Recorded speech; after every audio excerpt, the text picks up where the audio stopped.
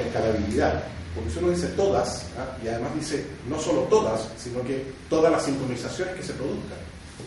O sea, las modificaciones que tienen, por ejemplo, esas bases de datos son muy frecuentes. Entonces, ¿con qué frecuencia van a estar en este registro? Cada vez que se produce, esos son millones de transacciones. Ahora, yo creo que hay ahí un desafío, por un lado, a entender que este modelo requiere de algunos elementos importantes. Por un lado, lo que yo mencionaba, el tema de la sincronía.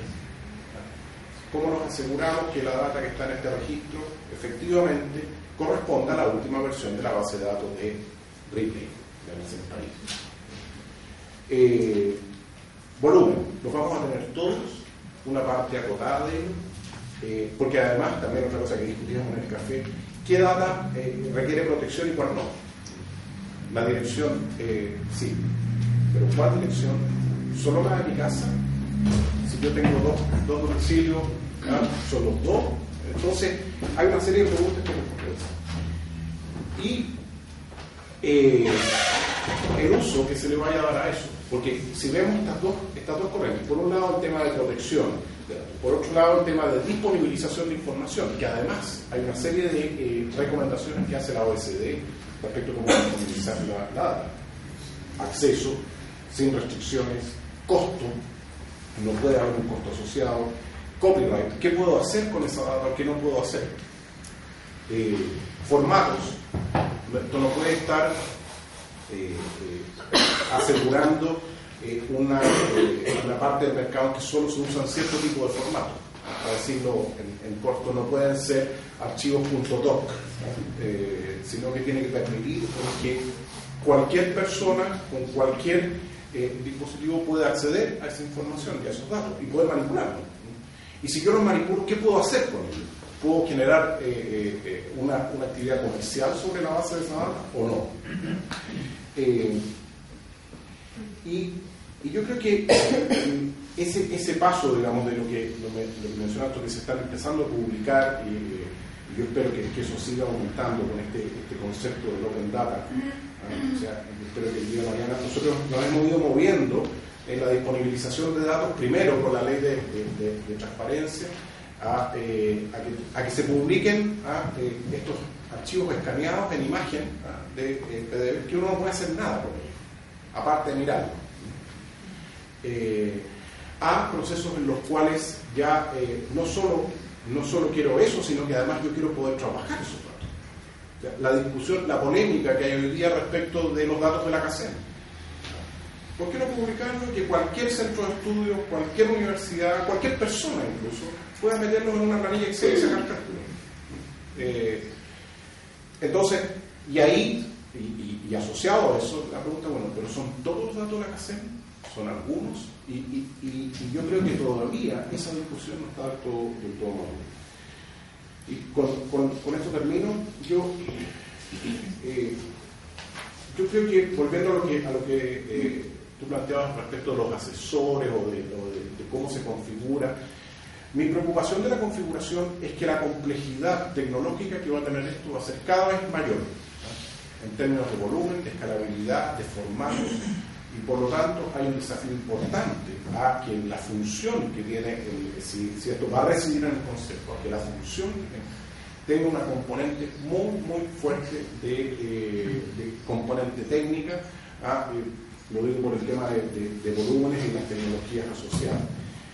Mi experiencia en el pasado, yo soy perito judicial informático, y el diálogo con el mundo de los tribunales respecto a estos temas es un diálogo bien complejo, porque la verdad es que uno nota falencias importantes de entender cómo opera esto y hasta dónde puede llegar.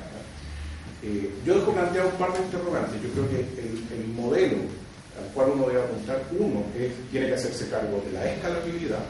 Los volúmenes pueden ser muy grandes. Tiene que hacerse cargo de la neutralidad y la posibilidad de acceder a esos datos de manera que no hay una exigencia en la punta de, cuando digo en la punta, yo como ciudadano no tengo por qué tener el software A, B, C o D para verlo, basta un browser. Y lo otro es la sincronía, es decir, la sincronía es cómo manejar la historia. Alguien preguntaba por ahí, bueno, ¿qué pasa hacia atrás? Esto aplica para los datos. ¿Cuándo un registro anterior tiene que estar aquí o no estar? Y la sincronía, tienen que estar permanentemente sincronizadas o no. Y por lo tanto, yo creo que esas preguntas asociadas al modelo operacional son preguntas que no están del todo resueltas y yo creo que es importante que haya una discusión. Gracias. Muchas gracias, Alejandro. Diputado Felipe Gómez. Gracias. En primer lugar, quiero agradecer la invitación del Consejo de Transparencia. Quiero además aprovechar la oportunidad de destacar la calidad del estudio hecho por el Centro de Sistemas Públicos de Ingeniería Industrial. Me tocó la oportunidad, tuve quizás la ventaja, no sé, pero hago una entregada en el marco de la discusión, la Comisión de Constitución, Legislación y Justicia de este proyecto. Me entregaron el estudio hace un tiempo atrás y tuve oportunidad de leer. Y creo que más allá de la visión bien técnica que se entrega en ese informe, se hace referencia más bien a un modelo de diseño que establece la necesidad de crear un mecanismo de regulación institucional para la protección de datos. Decir algunas cosas, que el tema de hoy día es más bien el desafío institucional. Y hacer dos menciones. La primera es la que dice relación con el estado actual. Chile hoy día está discutiendo la protección de datos personales, su conveniencia, en ampliar o no el derecho sustantivo. Estamos discutiendo el desafío institucional de una institucionalidad, para la redundancia, para proteger los datos personales. Cuando esa discusión fue zanjada hace 30 años. Hace 30 años, en el año 1982, en la ley del censo alemán, se estableció el principio de la autodeterminación informativa. O sea, esta discusión que nosotros estamos dando hoy día, Europa la superó hace muchos años. Hoy día están dando la discusión, tal como decía Alejandro, del cloud computing, de los efectos de la biometría, de los efectos de las redes sociales. Yo revisando este fin de semana algunas publicaciones sobre protección de datos en Europa, veía que las últimas sanciones que se han aplicado, por ejemplo, veía respecto de las cuentas españolas en Suiza apelaran al uso ilegal de sus datos, por ejemplo. Algunos que estoy citando. La Agencia de Protección de Datos de España se muestra muy crítica a los gigantes de Internet por no respetar la privacidad. O se aplica una multa de 100.000 euros a Vodafone por mostrar los datos de clientes en la página del portal de los de prepago. Algunos elementos que nos sitúan en la diferencia del contexto en que estamos. Mientras Europa discute este tipo de debate que para nosotros podría ser de segunda generación, para ellos ya anticuado, nosotros todavía estamos en si es necesario proteger más o menos los datos, si vamos a compatibilizar el acceso a la información con la protección de datos. Por de pronto, señalo lo siguiente: el acceso a la información y la protección de datos no es una frase original mía, pero son las dos caras de la misma moneda, y por eso tiene que ver cuál va a ser la estructura que nos demos como país para, en este caso, asegurar la protección de los datos personales. Yo adhiero, y siempre lo he dicho, me ha tocado hacer clases en algunas universidades, a la teoría de la estructura consecuencial. Lo digo por mi experiencia pública. En general, en el Estado somos muy buenos para crear instituciones y después ver qué hacemos con ellas. Y yo creo que debe ser al revés.